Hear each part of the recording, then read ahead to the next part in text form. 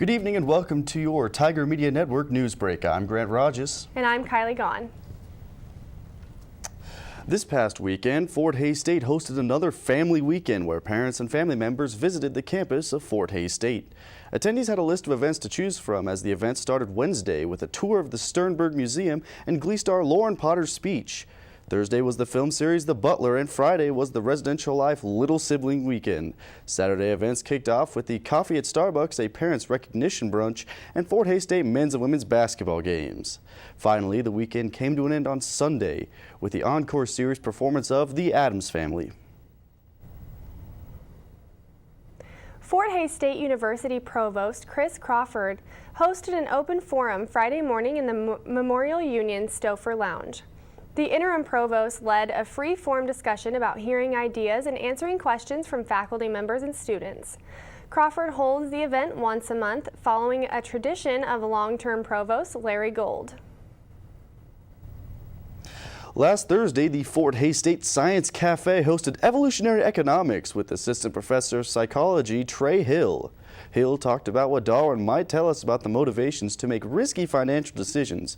And make sure you save the date because Wednesday, March 12th at 7 p.m. at the Robbins Center on the campus of Fort Hays State, journalist Chris Mooney will be coming to Hays to celebrate the 50th Science Cafe. In his presentation, The Science of Why We Don't Believe in Science. Mooney describes his major findings over the last 3 years. The event is open to the public. Over the weekend, a few Hays residents spent their Valentine's Day different from most. The Western Plains Animal Refuge hosted the Gers and Purrs Valentine Gala Saturday at the Hays Arts Center. The event was founded in 2006 by veterinarian Dr. Jessica Brown to raise money for the Domestic Animal Shelter and Wildlife Rehabilitation Center here in Hays. Brown closed everything down in 2011 to focus on other career opportunities. To donate to the refuge or for more information, go to tmn.fhsu.edu. Yesterday, students in the Interfraternity Council and Panhellenic Council held a meeting about the plans for future Greek housing on Fort Hays State's campus. President Ed Hammond, Dr. Tisa Mason, and members of the Fort Hays State Foundation talked about the various floor plans, expenses, and potential issues about the proposed housing. Looking for an internship? Tomorrow Career Services is hosting the 2014 Spring Career Internship Fair from 10 to 2 at Gross Memorial Coliseum on the campus of Fort Hays State. The Career Fair is the best opportunity for students to meet multiple employers in one location. And the event is not just for juniors and seniors. Freshmen and sophomores are encouraged to attend as well. Students attending the event are asked to bring copies of their resumes and be in professional attire. And now for your sports break with Tyler Parks.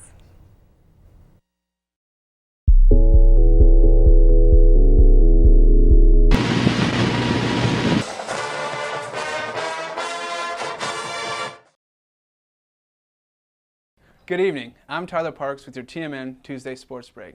The Fort Hays State wrestling team took fourth in the MIAA tournament they hosted on Sunday. CJ Napier won the 141-pound weight class for the Tigers' first ever MIAA individual title. 4 other Tigers reached the championship bout but failed to win, capping a second-place performance. Among those 4 was freshman John Inman, who received MIAA Freshman of the Year honors for his performance in the 184-pound weight class. After getting swept by Texas A&M International on Saturday, the Fort Hays State baseball team picked up their first win of the season on Sunday, 10-8. The Tigers start their season 1-2 after the 3-game series in Laredo. But the Tigers continue their season with a 4-game series against in-state rival Pittsburgh State at home this weekend, starting Friday at 3 p.m. The Fort Hays State softball team finished the Arkansas Monticello 8-State Classic with 5 wins and a single loss to Missouri St. Louis this past weekend.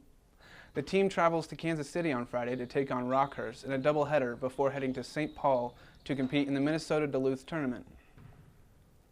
The Lady Tiger basketball team dropped their second straight game to in-state rival Pittsburgh State on Saturday, falling 67-71. Kate Lehman added her 14th double-double of the season with 15 points and 11 rebounds. She also added 6 blocks to bring her national leading total to 112 on the season. The men's basketball team completed a sweep of Pittsburgh State on Saturday, winning 87-69. Junior James Fleming led the Tigers with 20 points on the night. He shot 60% from behind the arc, making 3 of his 5 shots. He's been big for the Tigers lately off the bench, scoring in double figures in 5 of the last 7 contests. The men and women's basketball team go on the road to Topeka tomorrow to take on Washburn before ending their season with a 3-game home stretch. For the Tiger Media Network, I'm Tyler Parks. Thanks for tuning in to your Tiger Media Network news break. For all of us here at the Tiger Media Network, I'm Grant Rogers. And I'm Kylie Gahn. Good night.